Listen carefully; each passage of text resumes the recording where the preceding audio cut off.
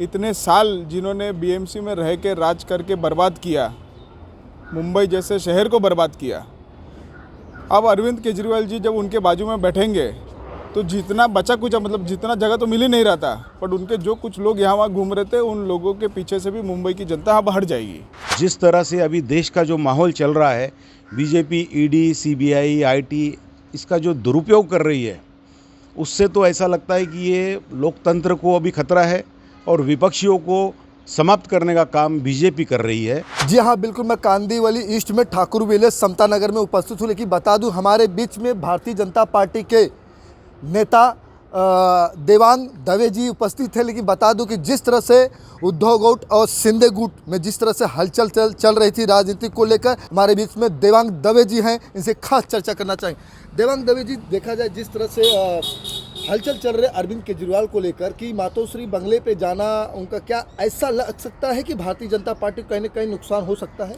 देखिए, इसमें ये समझना ज़रूरी है कि आम आदमी पार्टी पिछले कई सालों से मुंबई में पैर जमाना चाह रही है, बट उनको यहाँ कोई लोगों ने कभी प्रतिसाद दिया नहीं।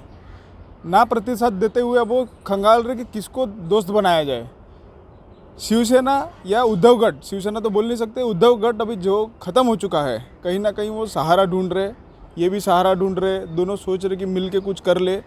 बट मुंबई की जनता, महाराष्ट्र की जनता बहुत ही सजग है और ऐसे पैतरों पे कोई आने वाली नहीं है, आज तक आई नहीं है।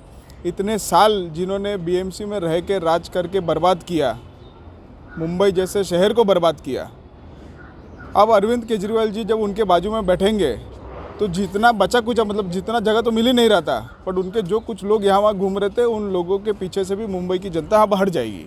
क्या लगता है कि जिस तरह से 2024 में चुनाव की बातें आ रही हैं, बीएमसी के चुनाव बाकी हैं, और क्या ऐसा हो सकता है कि इस चुनाव जो आने वाला है एक ही साथ में चुनाव कर दिया जाए और कहीं ना कहीं अरविंद केजरीवाल और शिवसेना, उद्धव गुट के और कांग्रेस पार्टी, एनसीपी, चारों पार्टी मिलकर कहीं ना कहीं भारतीय जनता पार्टी को पटकने का काम कर रही हो? बताइए। देखिए, इतने पार्टी एक साथ आ गए। हमने पिछले साल देखा कि महाविकास आघाड़ी की सरकार कैसे महाराष्ट्र के लिए फेल ठहरी, महाराष्ट्र को 5-10 साल पीछे लेके गई। जिस तरीके से सारे उद्योग उस सरकार को देखते हुए महाराष्ट्र में नकारते रहे, तो हमने देखना चाहिए कि इस तरीके की राजनीति सिर्फ और सिर्फ बर्बादी लाती है। भारतीय जनता पार्टी, मोदी जी, हमारे यहाँ पर शिंदे साहब है, देवेंद्र जी है, इनके नेतृत्व में एकदम सक्षम तरीके से चल रही है।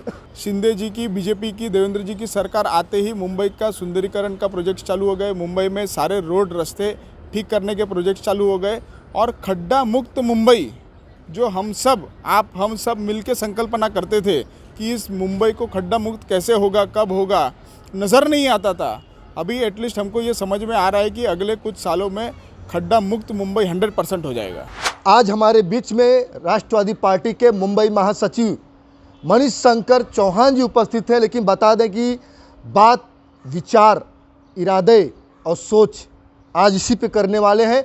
मुद्दा है राजनीतिक पार्टी का। हम एक खास चर्चा करना चाहेंगे मुंबई के महासचिव एनसीपी के मणिशंकर चौहान जी से। क्या कहना चाहेंगे सर, जिस तरह से ये हलचल चल रही है? नमस्कार। जिस तरह से जो अभी देश का माहौल बना हुआ है, उसको देखते हुए मैं ही नहीं, सभी विपक्षियों को एकजुट हो जाना चाहिए। उसका आप उसका रीज़न आप देखेंगे तो इस देश की जनता ने बीजेपी को 37 से 39% वोट देके सत्ता दिया है। इसका मतलब क्या हुआ कि आपके 61% से लेके 63% के जो लोग हैं वो अभी भी बीजेपी के खिलाफ में हैं। और जिस तरह से अभी देश का जो माहौल चल रहा है, बीजेपी, ईडी, सीबीआई, आईटी इसका जो दुरुपयोग कर रही है, उससे तो ऐसा लगता है कि ये लोकतंत्र को अभी खतरा है और विपक्षियों को समाप्त करने का काम बीजेपी कर रही है, जो इस लोकतंत्र के लिए बहुत ही गलत बात है।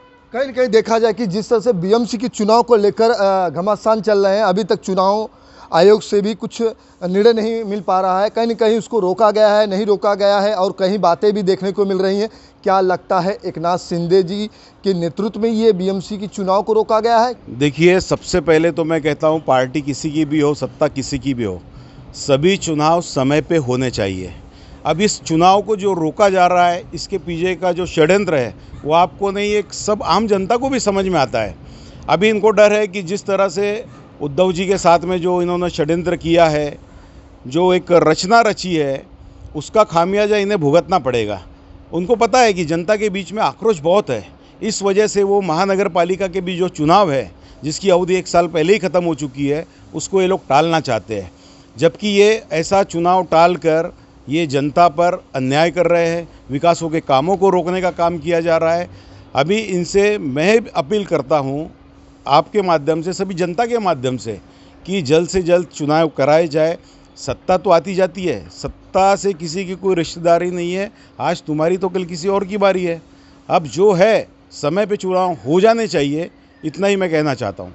देखिए, हमारे बीच में एनसीपी पार्टी के मुंबई महासचिव मनीष शंकर चौहान जी का कहना है कि ये मुंबई में जिस तरह से आगमन होना ओवैसी का, एक पार्टी को, एमआईएम पार्टी मुसलमान समुदाय को एकत्रित कर कर यहाँ पे एक गठबंधन को इकट्ठा करना और मजबूती बनाना, ये भारतीय जनता पार्टी का एजेंडा है। हम नहीं कह रहे हैं।